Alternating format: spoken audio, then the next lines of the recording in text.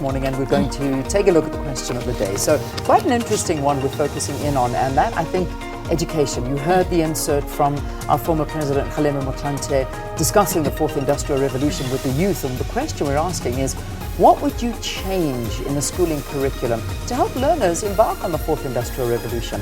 I heard an insert of some students saying, you know, we sat and learned about the French Revolution, and we learned about poems, and we got to read them off by heart, and you know, a whole bunch of things, and yet we get out and we never use those things. But, you know, what would you change? Is it still necessary to have that stuff? This is a big argument and a wonderful one, actually. And then me, you know where I stand. 100%. I believe it's all important. Yeah. Nothing is ever a waste, and there's a place for everything. Indeed. If you look at people who become poets, become MCs, you know, the arts are an integral part of who you are as a nation.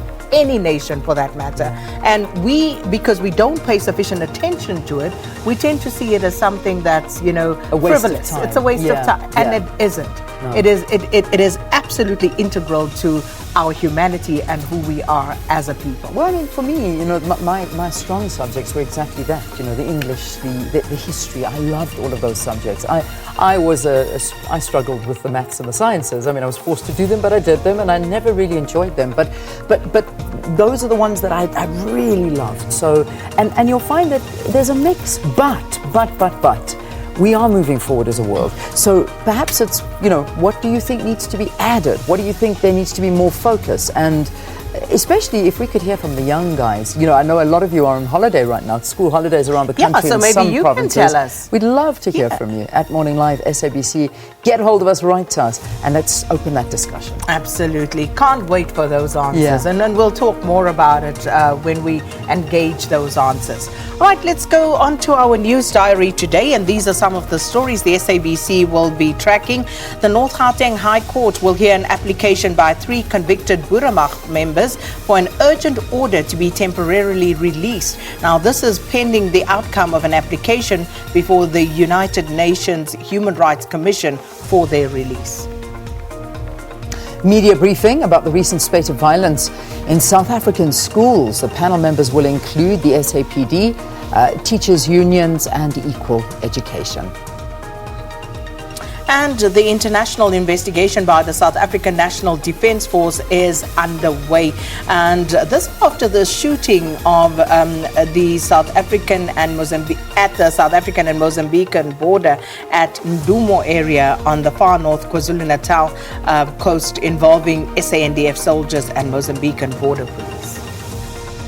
Right, let's move on to the trending topics now. And Egypt, we had that story in the news and just talking to the passing of their late president. And I mean, this in court, apparently, still people talking to, we're not 100% sure how, but having a heart attack in the courtroom. So that's quite a dramatic story. It is quite a dramatic story, but of course, if you've been following developments in Egypt, you would know that Morsi and his supporters, they have been complaining about a lack of medical care deliberately denied to him and others. So therefore, it doesn't really come as a surprise if you've been tracking those developments that something like this would happen. But of course, he was in court when the alleged heart attack took place. So yeah, that's a big one. Yeah, collapsed in court. And of course, I think what we were reporting is that his death is likely to pile up that international pressure on what you were talking about on the Egyptian government and its human rights issues. So we'll watch that story very closely.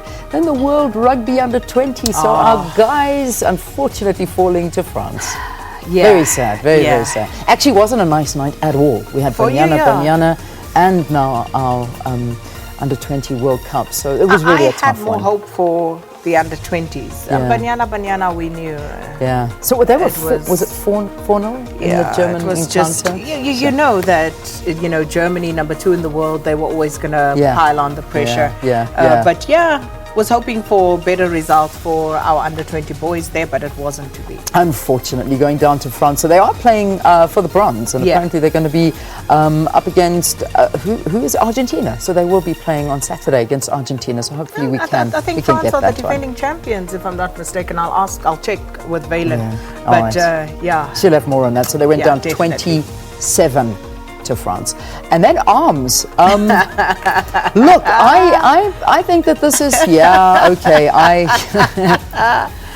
I'm so glad we added this in. Yeah, so yesterday we're making somebody's morning, you know? Yeah. So there was a Twitter war yesterday between Casper Nyovest and Prince KB as to who has the bigger arms. I don't really care. If Can we zoom in slightly?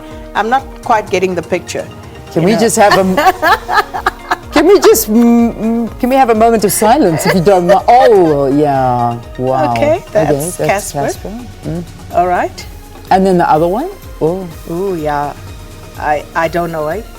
Well, you decide. I don't know. I don't really care. But, sure. Those are nice. Those are very nice. I don't care. They can carry on fighting. Shall they fight all week? We'll go to different Why body not? parts. Let's look at their calves tomorrow. Then maybe they look at abs. Abs, yeah. We could even throw their bums in. I don't mind. I mean, if you're open to it, I don't mind. So yeah, wow. Okay, I don't care. So they look great. They can compare. They all can sorts keep of body fighting parts. all week. We don't mind. We really enjoyed that, but it was quite funny. Hashtag keep fighting. Okay.